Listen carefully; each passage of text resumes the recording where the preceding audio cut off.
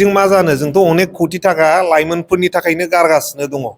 जेसेबां खामानि मावदों प्रमद बर' सार दैदेननाय सरकारा बांसिनानो लाइमोननि थाखायनो गारदों दिनै दुरान कापनि खोथा बड'लेण्ड एफसिनि खोथा बड'फा सुपार मिशननि खोथा बड'फा लाइभलिहुड मिशननि खोथा गासैबो जेसेबां फैसा गारदों लाइमोनफोरनि थाखायनो गारदों दा बिथाङा दिनै 17 बोसोर सरकार सालायखांनायनि उनाव दिनैसो लाइमोनफोरनि थाखाय सिरि मोननानै 100 करोड़नि खोथा बुंनाया मा मेटार खालामो दिनैसो 100 करोड़ गारनो नागिरबाय लाइमोनफोरनि थाखाय 17 बोसोराव 1 टाका मानो गारदिया लाइमोनफोरनि थाखाय लाइमोनफोरखौथ' बे 17 बोसोराव जौ जुवा मेला पार्टी होनानै गोदाव सोराव खालामजोबनायनि मोनसे लामायावसो लांबायमोन जोंनि प्रमद बर' सार दैदेननाय सरकारा बे लाइमोनफोरखौ लामा आन्दायनाय लाइमोनफोरखौ ज' खालामनानै मोनसे मोजां लामाजों लांनो थाखाय फैसा गारबोदों दा बियो मोजां बाथ्रा नंगौना नङा दिनैसो हठात सिरि मोनखांनानै लाइमोनफोरनि थाखाय 100 करोड़नि खोथा बिथांनि खुगायाव ओंखारदों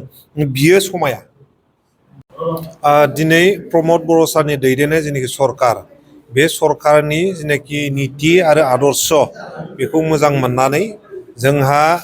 सेन्ट्रेल BSUनि माखासे दैदेनगिरि आरो क'क्राझार डिस्ट्रिक्ट BSUनि माखासे दैदेनगिरि राफोद दैदेनगिरि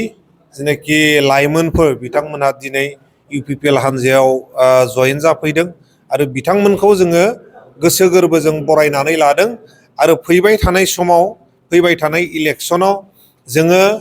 इलेक्सन गेलेनायजों लोगोसे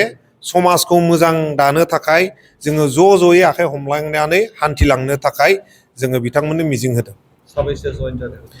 दिनै जोंहा जयेन जानाया 10 जन जयेन जादों आरो बिथांमोनहा डिस्ट्रिक्ट आरो सेन्ट्रेल लेभेलनि गासैबो साफा राफोद दैदेनगिरि इयुथ हिसाबै मा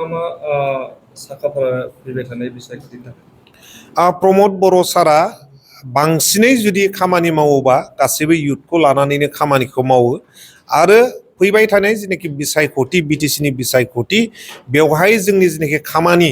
ग्राउन्डनिफ्राय लानानै टप लेभेलसिम बियो गासैबो जाजोब्बाय आरो जोङो जोंनि दैदेनगिरि जोंनि गासैबो मावथिफारिया बिथांमोनहा जोंनि रायजो राजानि नांगौखिनि रायजो राजानि गांनाय उखैनाय रायजो राजानि जेनाखि अभाब अभिजुग बेवहाय गसंथानानै दं आरो रायजो राजाफोरजोंनो थानानै खामानि मावबाय थादों दा बेफोर खामानिया जोंना सोलिबाय थादों आरो फैबाय थानाय इलेक्सनाव UPPL सरकारा प्रमद बर' सरकारा फिन खनसे फैबावगोना खाथां जानानै दङ माब्ला खुंजागोन जोङो मिन्थिनाय मथे दाबोथ' फाइनाल जेबो डिक्लेरेसन जायाखै सेप्तेम्बर दाननि जेनाखि जोबनायहालागै सप्ता बे जोबनायहालागै सप्तायाव खुंजागोन दा जेब्ला फाइनाल डिक्लेरेसन जागोन इलेक्सन कमिसननिफ्राय अब्लासो जोङो बेखौ बुंनो हागोन लाइमोनफोरखौ मा खावलायनो सानो नैबे फैबाय थानाय बिसायख'थियाव लाइमोनफ्रा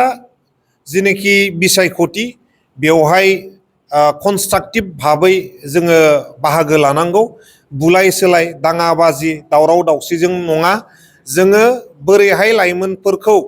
कनस्ट्राक्टिभ लामाजों जोङो जेनाखि इलेक्टरेल मोनसे हाबाफारि जेनाखि रायजोनिनो मोनसे फेस्टिभेल होननानै बुङो इलेक्सनखौ बेवहाय जोङो बोरैहाय गाजा गोमजायै बाहागो लालायनो हायो जोङो बेखौनो बयखौबो खावलायदों बेवहाय जोङो बाहागो लानांगौ आरो सरकारखौ जोङो जेनाखि प्रमद बर' सार दैदेननाय बेखौनो लाबोफिननांगौ मानो होनोबा प्रमद बर' सारा जोंनि बड'लेण्डनि इनफ्रास्ट्राक्चार डेभेलपमेन्टजों लोगोसे लामा दालां बानायनायजों लोगोसे जोंनि समाजखौबो गोग्गो खालामनायाव नांथाबनानै दङ